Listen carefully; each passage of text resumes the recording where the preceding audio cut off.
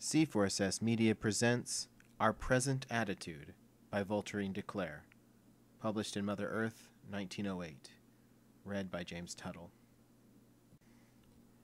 The present organization of society, working logically and inexorably, has brought about a situation which both socialists and anarchists have all along foreseen and foretold. It was no more to be avoided than the leap of Niagara is to be avoided when once the headwaters start on their outward course to sea. I wish a sharp distinction made between the legal institution of property and property in the sense that what a man definitely produces by his own labor is his own.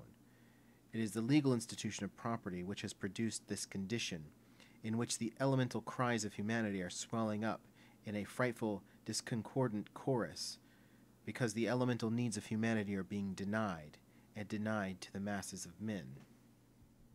Now, what has happened, and what must continue to happen? The people whom Christian ethical instincts predominate are starving and dying in corners. The people in whom natural instincts predominate over ordinary rules of action are stealing in preference to starving. The jails, the courts, the prisons are all full of these victims of social injustice, who, under free conditions, would be active, energetic, useful people, and still the streets are full of beggars for the means of life. Now, in times like these, wild outbursts of desperation must be expected. It is not the business of anarchists to preach wild and foolish acts of violence. For truly, anarchism has nothing in common with violence, and can never come about save through the conquest of men's minds.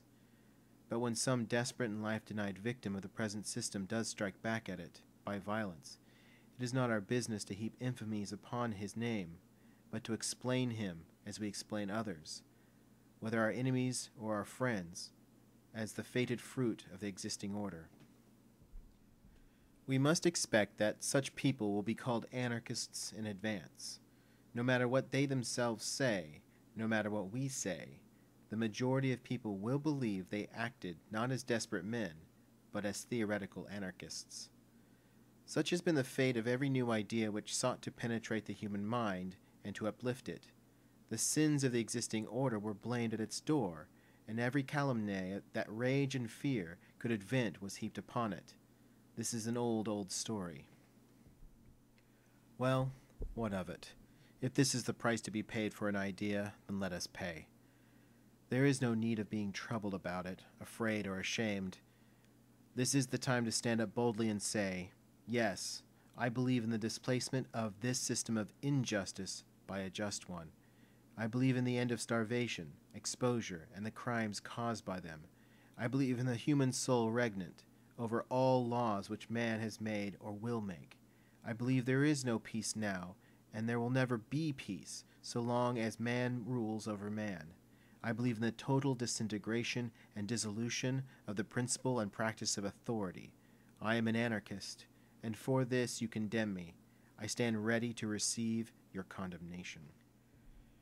It has been my experience that when you face an enemy and look him in the eyes, he will accord you far more respect than when you shuffle and shirk.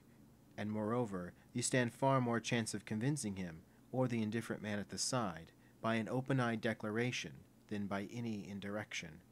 I say these things because I have been pained to see that in the present period of repression, many of our comrades think and act otherwise. I am sure that most who thus act Peter and deny their master do it out of reasoned conviction, and not cowardice, but I am also sure that it is a very mistaken policy and can have only wretched results. Face and outface, for these are the times when valor is discretion.